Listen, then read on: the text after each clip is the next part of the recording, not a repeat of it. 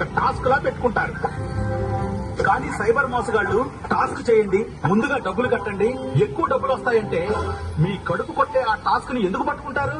మమ్మల్ని ఎరవేసి గాలం వేసి పట్టుకోవడానికి మీ చేతులు ఆగవు. కానీ ఇంట్లో కూర్చొని సంపాదించవచ్చని సైబర్ మోసగాళ్లు వేసే ఫేక్ లింక్ కనిపిస్తే దాన్ని క్లిక్ చేయకుండా ఉండటానికి మాత్రం మీ చేతులు ఆపవా?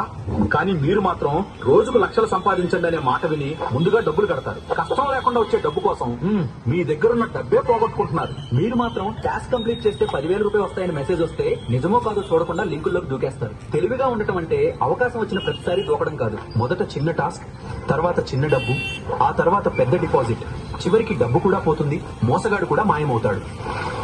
మమ్మల్ని పట్టుకోవడానికి మీరు ఎర వేస్తారు, మిమ్మల్ని పట్టుకోవడానికి సైబర్ మోసగాళ్ళు టాస్క్ వేస్తారు. ఎర కనిపిస్తే ఏం జాగ్రత్త పడతాం, టాస్క్ కనిపిస్తే మీరు కూడా జాగ్రత్త పడండి. టాస్క్ చూసి ఆశపడకండి, మోసం చూసి ఆగిపోండి. జాగ్రత్తే సైబర్ రక్షణ.